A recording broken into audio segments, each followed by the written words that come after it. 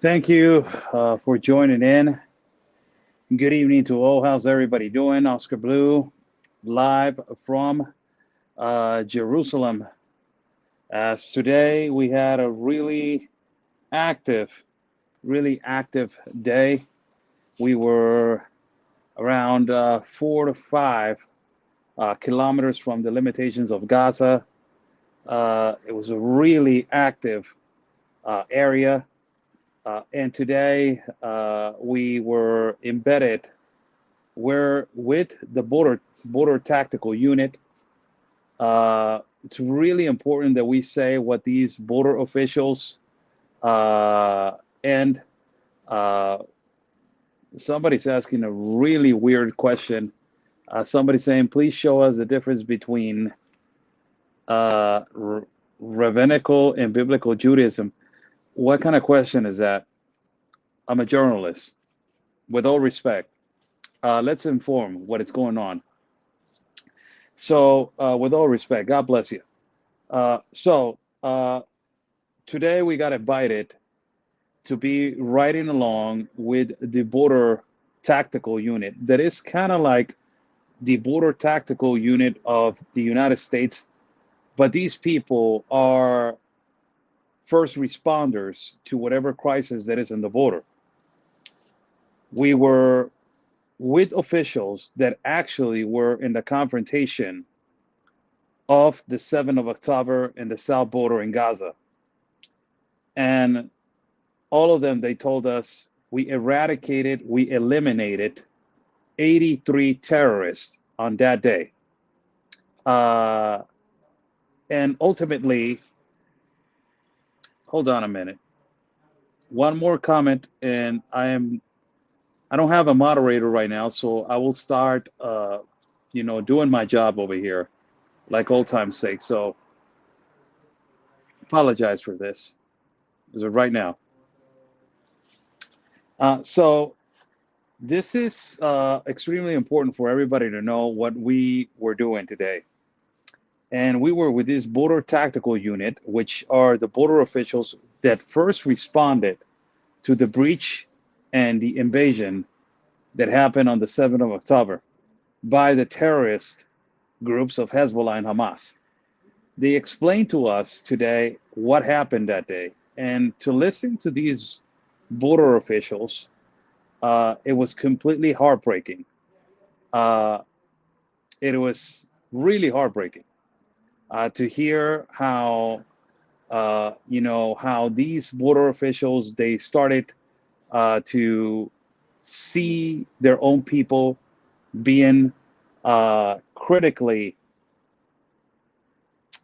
the word, I'm trying to find the word so I will not get, censored in the platforms, critically hurt. And also they were immediately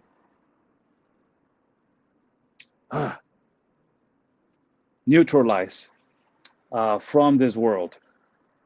Uh, and it was sad to hear the stories. And they first responded and they went over there. They were the ones, we talked to a few of them, they were the ones that they responded to this horrible crisis. And we talked to a few soldiers, and they said, one of them said this, uh, because I asked him a question.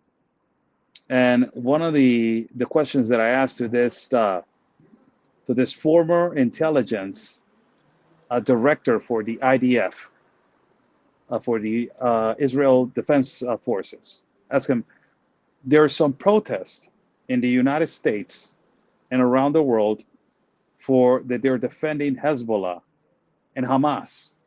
What do you say to them? And he said, we don't care what they protest. And he sent a message to Hamas and Hezbollah, and he said, on the 7th of October, you brought us to our knees, and you defeated us on the 7th of October, and you made us cry, and we were on your knees to beg for mercy, but it's never going to happen again. You are going to pay, and every single one of you, all you terrorists, you are going to pay. The Palestinian people do not deserve you. That is what they said. It's unbelievable what these terrorist organizations have done, and the justification of leftist progressive activists that they're saying ceasefire. Ceasefire from who? From terrorists? From terrorist groups? That they have been firing consistently missiles. I was in Kiryat Shmona yesterday, and we got out on an emergency because 9 missiles were expelled by Hezbollah into Israel. Today, there were 6 missiles that they entered in the part of Gaza, which I was there, 4 kilometers away from there on the impact zone. One of them almost landed where we were located at, where the Israel Defense Forces were in the center of this bunker, secure bunker, to wait out and go to the front line. It is such an incredible amount of evil that exists right now. And it's not only evil, let's say just ignorance. It's illogical that people are defending terrorist organizations. This will be comparison to me, a Mexican, defending the organized crime of the cartel. It will be exactly like that. And the justification is that this confrontation, you don't know anything about history. It's been going on for 75 years. We know that. But why these terrorist organizations, that even Palestinians themselves, they're saying they're the ones that they're provoking the animosity between us, and their fake propaganda and their television and their commercials, whatever they spread, making believe that the Palestinian people, innocent people, good people, Palestine, support these terrorist groups. They don't support them.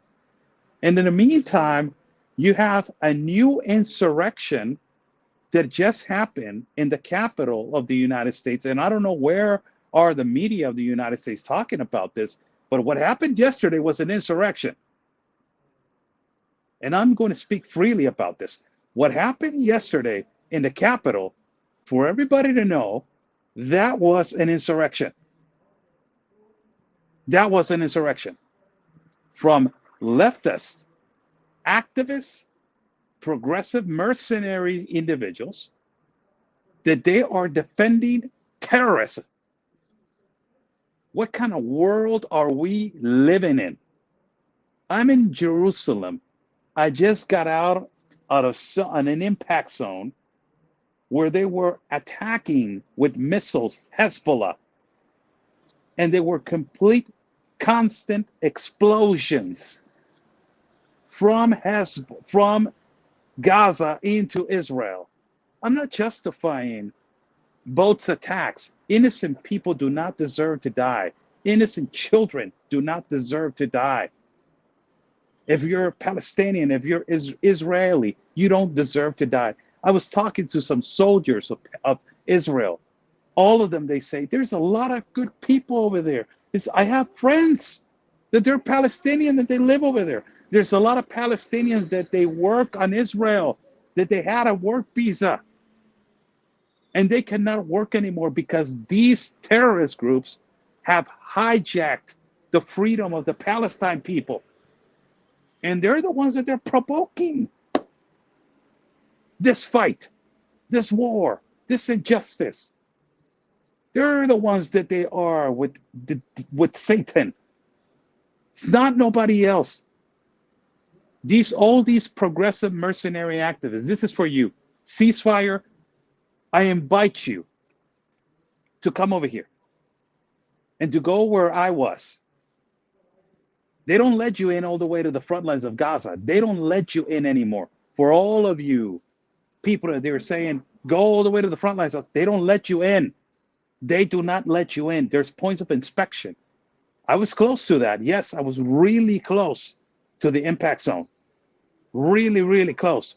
But I would love for you to come over here because you cannot fly and enter Palestine on a plane. You cannot fly and do that. They will not let you go into the other side of the border, right? They don't let you. But I would love for you to come over here and see how just lights coming in every night from Hezbollah all the way to this land. Those are terrorist groups. They're not militants. They're not freedom fighters. They're not warrior fighters. They are terrorist groups. There's no other word to describe it. Oh my God, you're not impartial. Oh my God, there's no impartial in journalism when you're talking about good and evil. When you're talking about God versus Satan, what kind of journalist are you that you're going to stand on the side of Satan? That's who you are? No, sir. I will stand on the side of God. And the side of God is these are terrorist groups standing on the other side of the border. They're attacking innocent people and they are hijacking the freedom of the Palestinian people. This is a territorial, political situation. Yes, it's going on for 70, 75 years. We already know that. What has that have to do with the innocent people that they're being hijacked by this terrorist groups? What has to do? Nothing. Nothing has to do. They start analyzing. What are we going through right now? That the world is so upside down. I'm standing right here in Jerusalem. Today, it was a really spiritual day. Before we went into Gaza, I told Chuck that I wanted to go to the most holiest place for us Christians and Catholics. And I wanted to ask God to protect us because that's the most dangerous place that we went today. And we went to where Jesus was crucified, and where Jesus was not buried, but where his body was put, where he rested and he rise after 3 days, and he went into the heavens. And I went over there, and I prayed so much for peace, for my family, for the children that are being trafficked, as I am a journalist that covers immigration, and now I'm covering wars. Pray so much for peace, and it is such a sacred place. You know, I haven't said this in a live broadcast, but I will tell you what happened. I'm going to explain to you what happened. Let me turn on the light. I think they ran out of battery. This is what happened. It was like a ghost town. You know how many hundreds of thousands of people, millions, they visit that sacred place every week? Millions. And it's like this. It's like this. You cannot even walk because everybody wants to go into that sacred place. every Christian, every Catholic, every believer in Jesus. Today, God gave us the privilege for that place to be alone. Nobody was there. Chuck was shocked. He was like, what the hell, man? What is going on? There's nobody here. There's nobody here. And it is unbelievable that we reached to the place to where Jesus was buried, where they cleaned his body before he was put into this el sepulcro, where Jesus was crucified. And the church was all alone for ourselves. Not even a president gets the time that I had inside where Jesus was laid to rest. I had 5 minutes inside of that place. 5 minutes for my own to pray inside of that place. I kneel myself and I beg for forgiveness and I beg for peace. Not only in this place that is going through that, but I beg for peace in the places that I have been, that I have seen the horrors, that I have seen children being abused, women that they have told us that they have been raped and abused in immigration, people that they have been trafficked. I prayed for people to have logic again, for these liberals, for these progressive mercenary activists to have logic in their heads. I prayed for them. We need to pray for each other. It's a really strong 5 minutes I had for my own. Do you know how many millions of people they wish that they could kneel down and touch that? And I have 5 minutes for myself. I was amazed. It was so emotional. It was such an impact. This was on my bucket list. Before I passed away, I said, I don't know what am I going to do, but I need to go to Jerusalem and visit Jesus' grave. And I have been so blessed with my second opportunity in life that he gave me, that I gave thanks today to him. And I'm here in Jerusalem. I remember when I started with a beat up phone, a beat up Motorola phone. And now I'm traveled so many places in the world. And this is the accomplishment of my life. Sitting down in the place where Jesus was in his grave and asking for forgiveness and ask for peace for all of you. For all of you that you're watching right now. I pray for all of you. For all of my audience, for everybody that has been following me. Everybody that has been following me.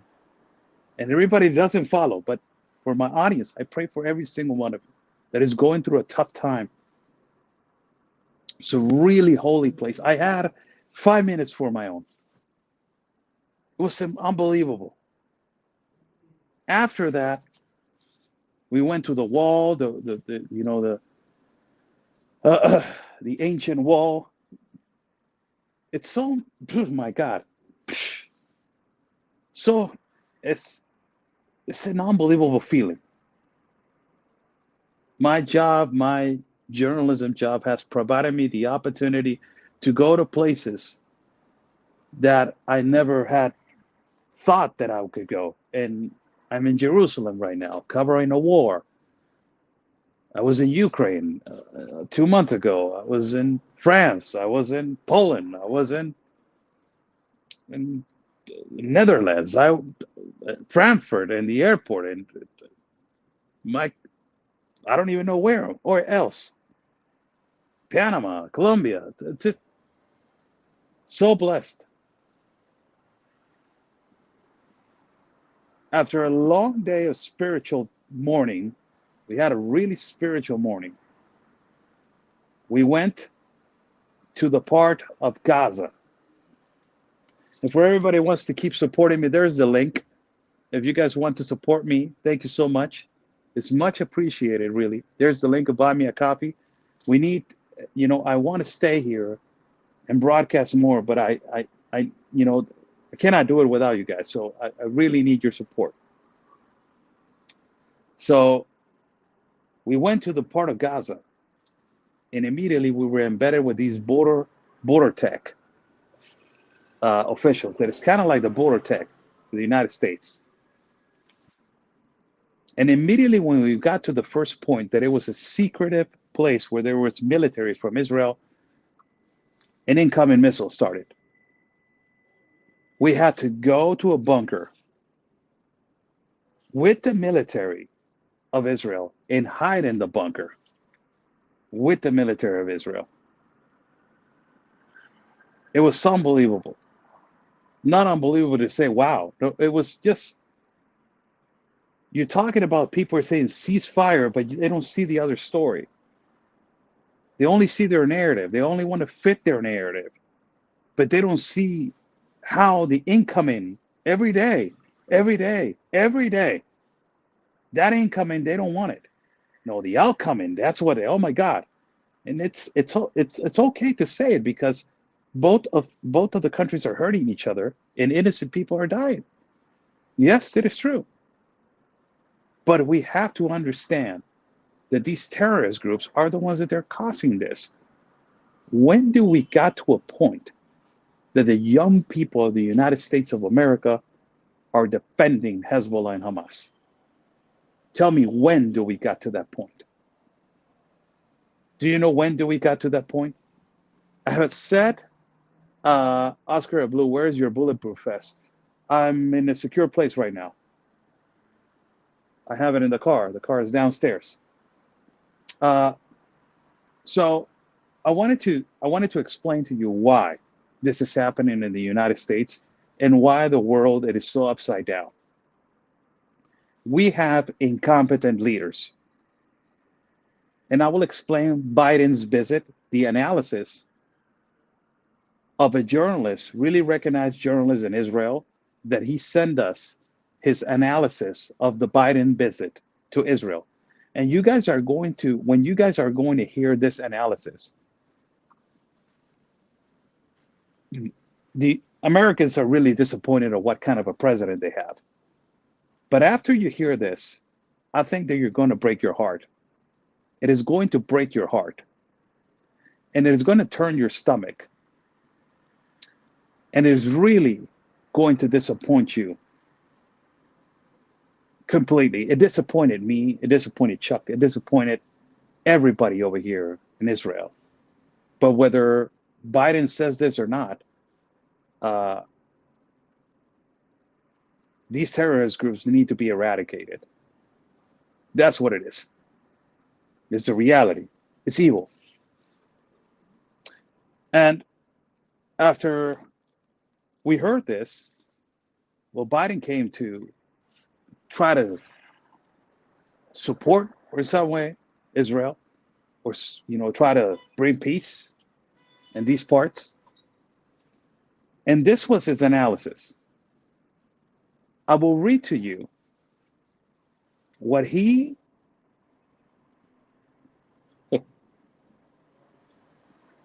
the summary of Biden's visit, according to the great journalist Gadi Taouf. Listen to this. This is the summary of Biden's visit. And before I go, I wanted to cry, really, of anger. When this happened. There's a really incompetent comment. I will put attention to it just one time. Somebody saying, why you're not out in the field?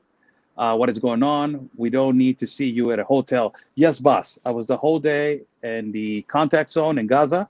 I just came back to the hotel. And if you don't like me, the way I'm standing over here, you can easily go and watch somebody else. God bless you. So this is the analysis of the journalist of Israel, Gadi Taouf, and the summary of Biden's visit. Point number one, it says, this is what Biden said to Netanyahu, to Benjamin Netanyahu. And basically, this is the summary of what he said that Israel should do. Listen, Israel must not give Hezbollah a preemptive blow.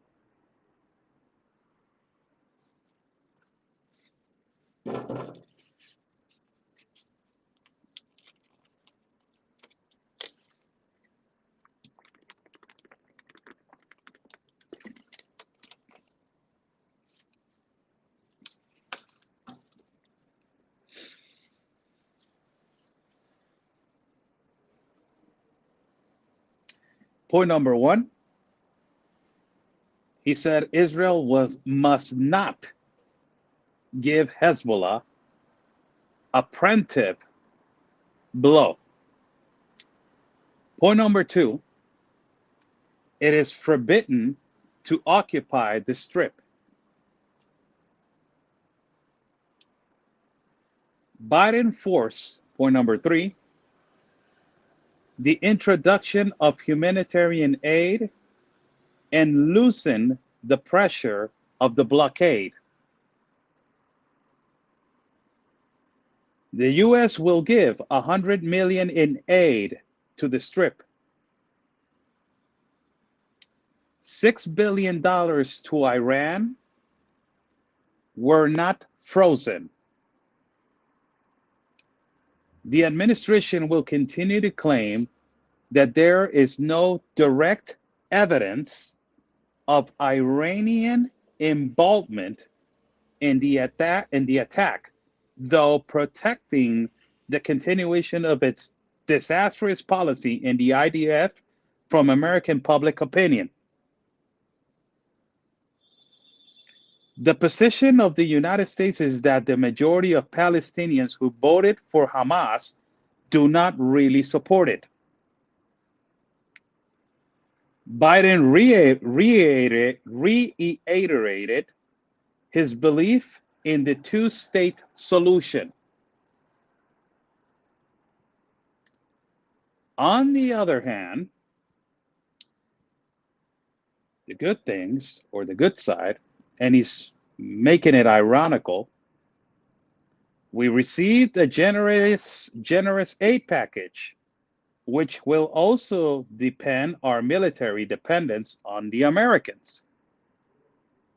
2 aircraft carriers arrive in the area with the stated goal of preventing Hezbollah from attacking, but in the condition that we will not attack either.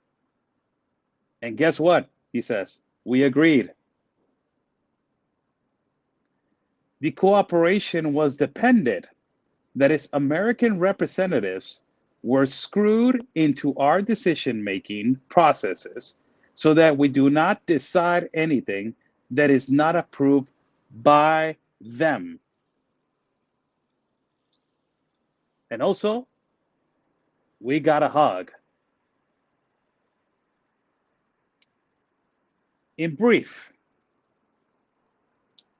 Biden blocked any way to an equivocal Israeli victory picture, something that will make it clear to our enemies that we are weak and dependent on others. Historic visit indeed. He made an important contribution to tipping the balance of power in the region against us. And for dessert, no one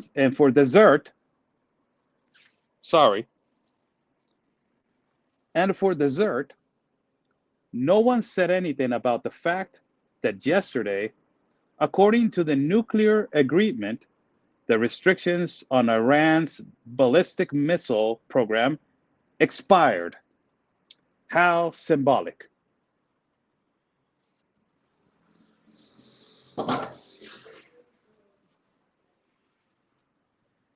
That is Biden's visit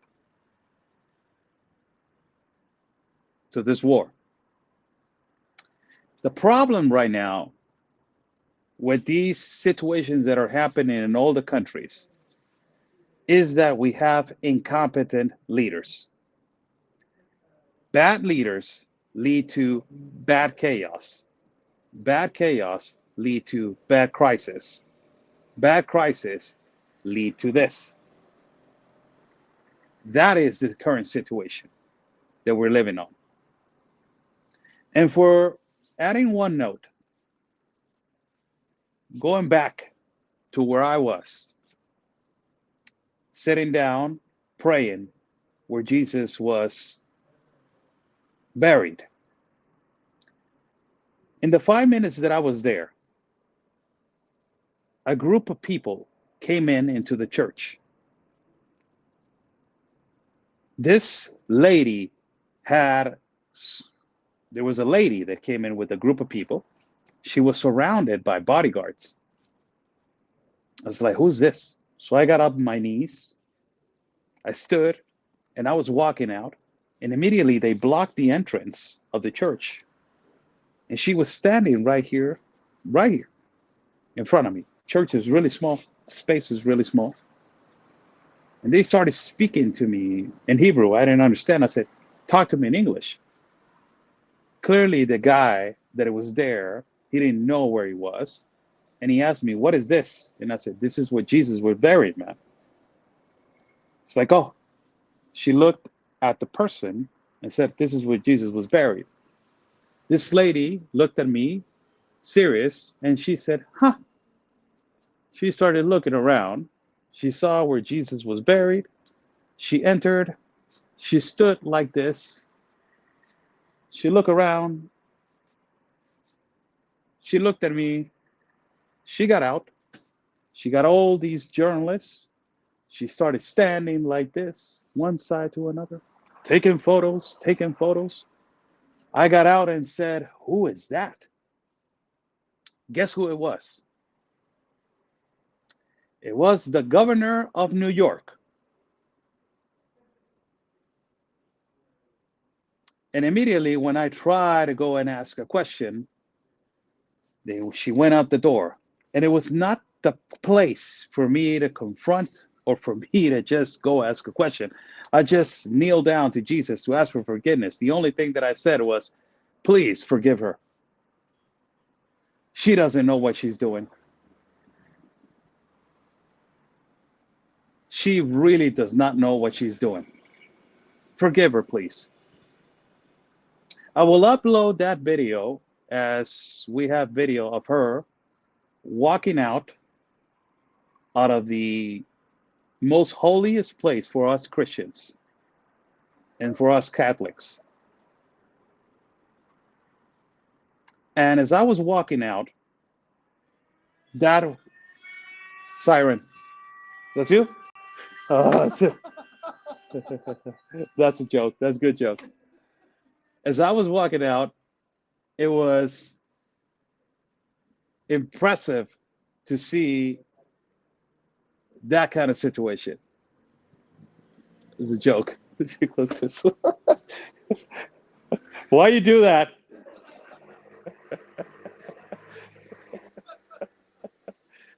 You know what we went through today? I was gonna see if you dive over that. We're in the 7th floor. What am I supposed to do?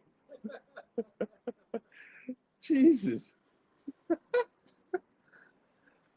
Oh my God.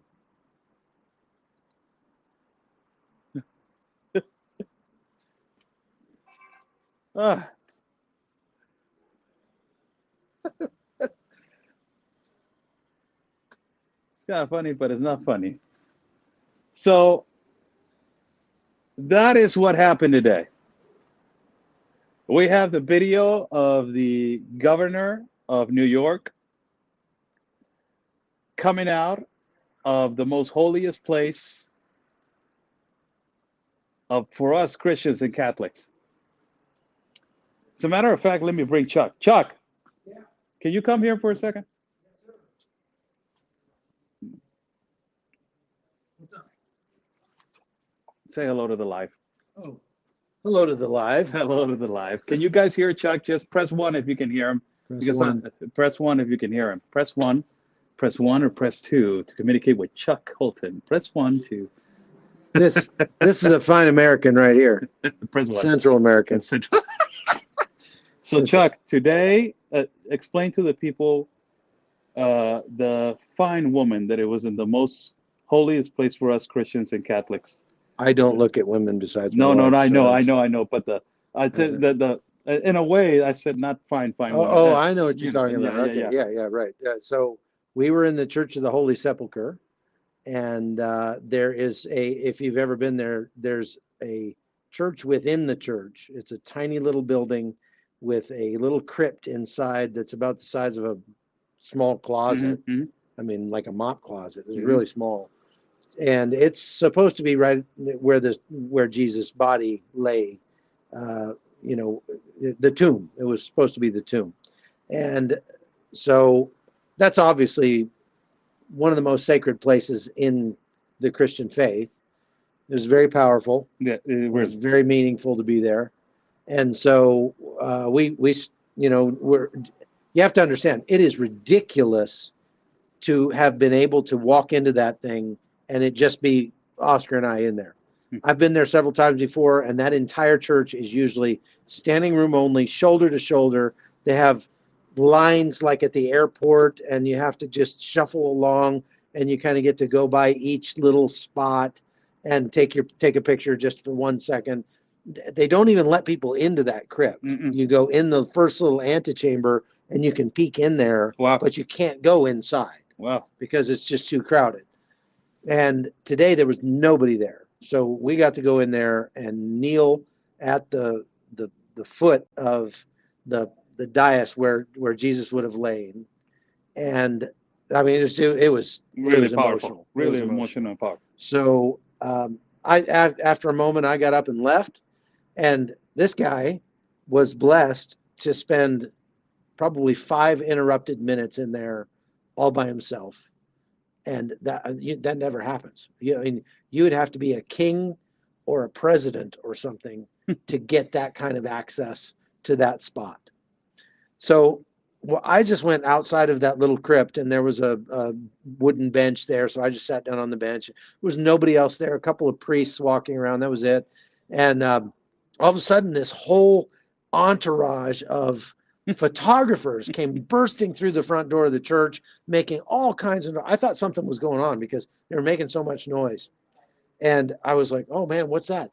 And then I looked, and there's all these photographers and videographers and lights and gimbals and everything. And then I saw all the security guys. There's all these guys with the little curly Q ear things, and you could see the bulge of the guns under their shirts, and they're all looking around, all suspicious and everything. And I was like, wow, somebody important here. And then in the middle of all those people was this little mousy brown-haired woman, maybe in her mid-60s or something, and kind of looked like she'd been rode hard and put up wet a few times. But and I thought, who in the world is that? And it must got to be somebody important. I thought, oh, maybe it's the president of New Zealand or something. I don't know. And so the guards came and kind of surrounded the entrance to the crypt where Oscar was, but it was dark in there. There was just like a couple candles, and they couldn't really see. They had just come in from outside, so a couple of the guards stuck their heads in there and looked around, and they didn't see anybody because Oscar was back in the way back of the crypt. And so they said, okay, and then so the lady went to go into the crypt, and just as she stepped in the building, Oscar came bursting out of there. And of course, he looks like a little bit like a terrorist, like a Muslim terrorist, or the plumber. You should have seen those security guards grab for their pistols. Those guys just about did a backflip. They were so surprised by this guy coming out of the thing that they had just checked and thought was empty, and it was excellent. It was so perfect. I was like, I'm really surprised that Oscar didn't get shot today. And that would have been great. If you got to die right where Jesus' body lay. Well, you could do worse than that, right? But so that's up to my standards. So yeah. So I stood up and walked over to one of the security guards, and I said, "Who is that lady?" And he said, "Oh, that's the mayor of New York." The mayor. Yeah. The governor. I'm sorry. Yes, mayor. That's the governor of New York. Was it Catherine Hochul or whatever her name is? Yeah. And I didn't skip a beat because she's the one who signed the law that made it legal to abort babies after birth, like up to 12 hours after birth or something like that. And so I didn't skip a beat, and I said, wow, I'm surprised she didn't catch fire. And then I just walked off. So there's the story. Is that what you wanted? That's what I wanted. Yeah, That's okay. what I wanted. All right. Thank you so much. Don't ask me to tell it again, because No. I won't remember how I lied next Stop time. putting the sirens. That was good. Did you see that reaction? Did you see his eyes? That's Chuck Colton. People, All right. follow him on his page, Hot Zone. Hot Zone. At Follow the Hot Hot Zone with Chuck Holton. ChuckHolton.locals.com. All right. You got it. You got it. Thank you, Chuck. Do you notice why? Let me just say one more thing. Did you notice that now that we've been down the war zone a little bit, and you hear a lot of explosions and stuff? Yeah. We're here, and somebody slams a car door, you almost like dive under the bed. Like you feel the like kick in your something's chest. Going on. Yeah. It'll be like that for a week or two after you get home. Also. Yeah, the PTS. Have fun. See you. There you have it. That's Chuck Holton explaining what obviously what I was explaining to you guys right now, that we saw the governor of New York after I got out of there. There was not the time for me to go over there and say, well, I will say, if I had the opportunity, I would have said, like, what are you doing with the New Yorkers? Why you're not fixing the immigration crisis that you got on your what the hell are you doing? But I didn't get that opportunity. I was in the most sacred place for Christians and Catholics, so it was not the time for me to do it. And Jesus, God and Jesus, put me there for one moment, and it didn't happen because He wanted not to happen. So hopefully that woman repented, which I don't think so. She got out and she was just posing and doing some backflips and also some pictures and doing all these kinds of flips. And it's not about you, Governor of New York. That place is not about you. It's about God. You went over there just for a photo op. That's basically what it was. You went over there just for a photo op. You went over there just to make yourself look like you visited and you're a Christian or you're a Catholic. I don't know if you are or not, but we saw your real you. You were just standing there and taking a picture, and everybody was taking pictures, and you were standing and looking to the sky, and it was just ridiculous. So I had a chance to look at her and just look at her eyes and said, that's where Jesus was buried. And she just went in there like it was another room in a house. That's how disrespectful this governor is. I made a video about it. I will post it later on tonight about, the visit of the governor of New York and my encounter with her in the most holiest and sacred place for Christians and Catholics. And, it's these leaders. That's why I'm going back to sum up this live feed. These leaders that we have, not only in your country of the United States, in my country of Mexico, these leaders. Let me just something happened right here in the these leaders that we have in our country of Mexico, in the country of the United States, incompetent leaders that they don't care about life, they don't care about God, they don't care about the future of the youth. This is the problem. I just read to you what Joe Biden basically did to Israel right now. And it is just a shame what he just did. Completely disrespect for the people that they have lost their lives in Palestine, they have lost their lives in Israel. But to not have the balls to say, we're going after these terrorist groups, you're an accomplice and you're a terrorist yourself. Because if you're not going against these terrorist organizations, and if you think that these terrorist organizations are not to be defeated, not to be stopped, and to not be eradicated, you're a terrorist yourself. You're complicit and you're part of this problem. There's no other way around it. And what Joe Biden just did, he's complicit of so many lives they come after, and so many lives that they're possibly going to be lost. He's complicit also. Instead of fixing the problem, creating peace, and if you don't want to create peace, in that case, eradicate the problem that is these terrorist groups. That is the only way. God bless you all. Thank you so much for joining in. 4 days in the war zone. 4 days in covering the war. This is my second war that I'm covering. First it was Ukraine. Now is this one. And you guys just saw they just pulled a prank on me right now with the siren. It's just, I've been hearing sirens the whole day. And that was just a bad prank. But that's the way that you react now. It's just, I just show you my, my original way of reacting when I hear a siren. So it's not funny, but it's not funny, but it's funny. But that's the reaction that you get after you've been here for some days. So it's 4 days that I have been here. I don't know how many days I'm going to stay.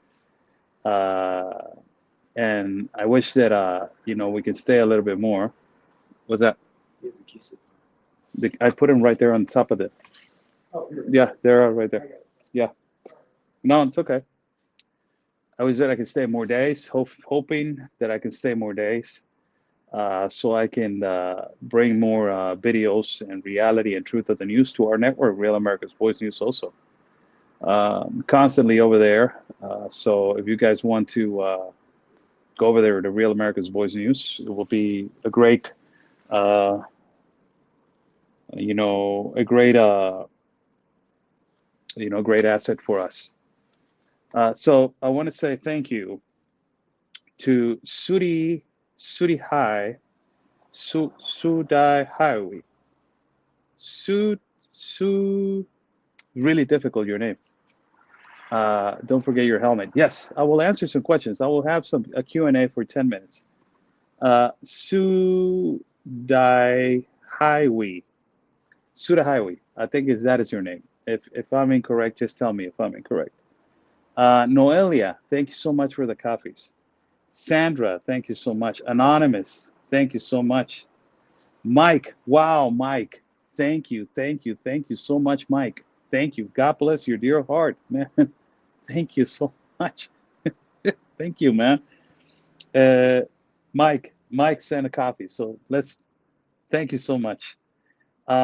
Wendy Bell Radio sent coffees. My God, Wendy, where are you? If you're listening, it's Drifter Shelley. Thank you so much.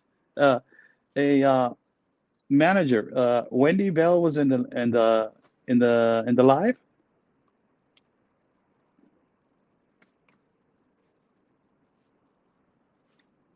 Was Wendy in the live?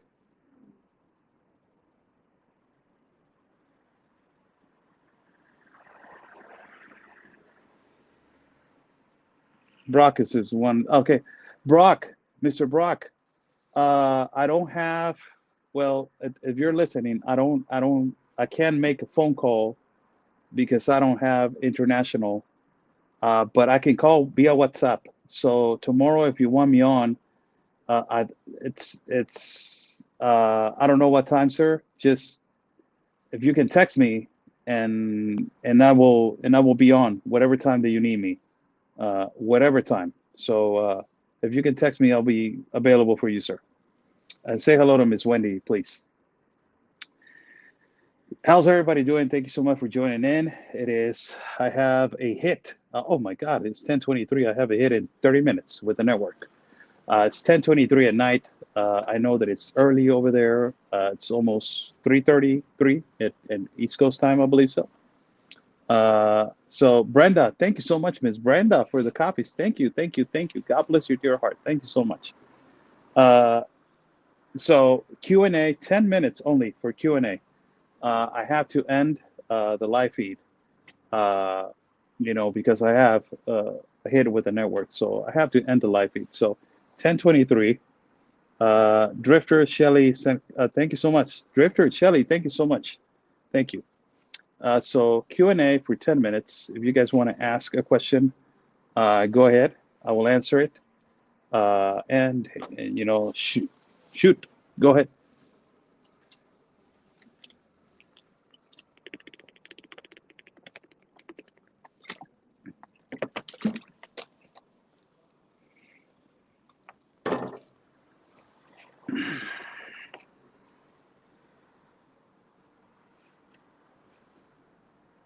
Do you think Biden visit did anything good? No. No, he didn't. Look what I just read to you what he did. It's just bad. Really, it was really bad. Are you able to sleep? Yesterday I had a good night's sleep. I'm not gonna lie, but after it has been difficult. For the sirens, you hear the sirens and all that kind of stuff. It's difficult. What he just did to Israel is a complete disgrace. What Joe Biden just did, complete disgrace, really.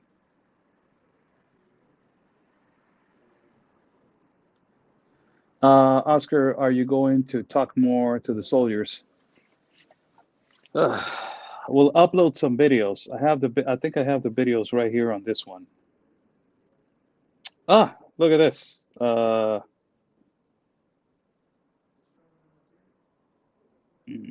I wish that I could show it. I will upload the videos. I have an interview with a soldier that there's. Let me just get this last opportunity. I will put this.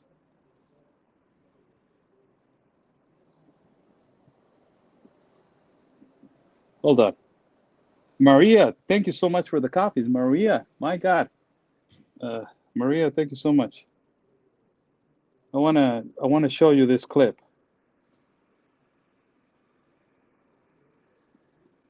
To these terrorist organizations, so they will know.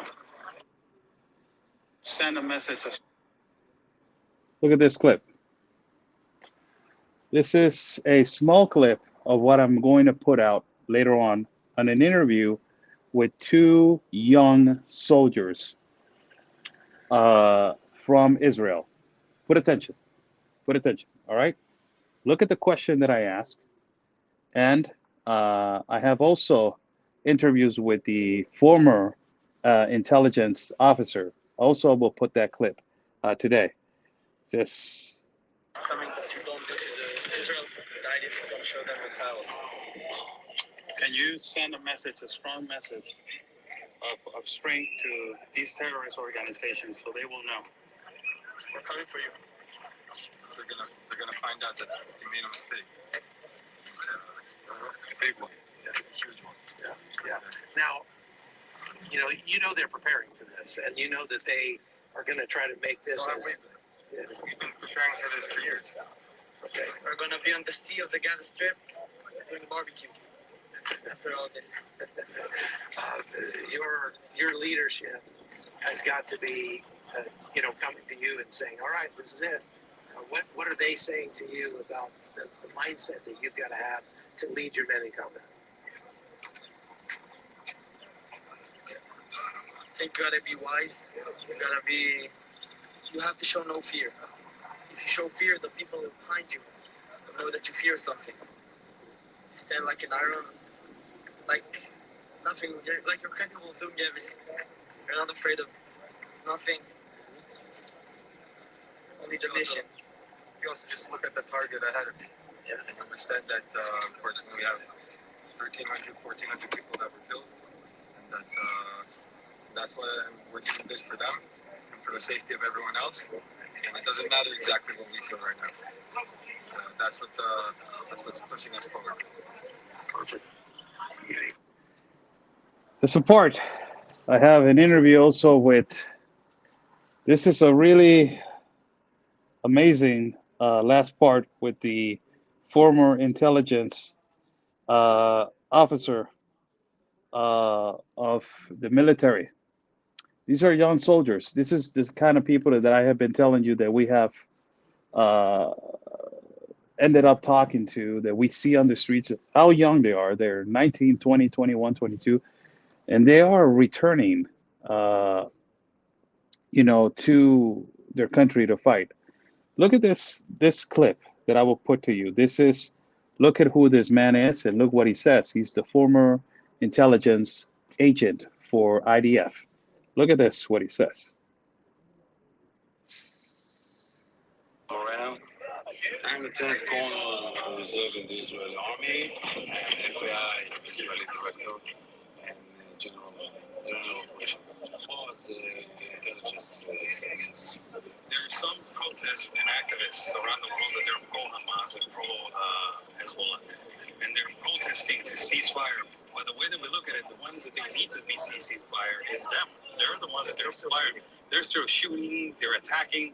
What is the message to you for those people that they think that way? The message is, you got us by surprise on October 7th, brought us to our knees. We were defeated on October 7th, but now we raised, and we're not going to stop until we will destroy Hamas. Hamas is a terror organization, worse than ISIS. The Palestinian people doesn't have nothing to do with it. They are not. It's not their problem. Strong. Strong. Real strong, the message. Strong and deep.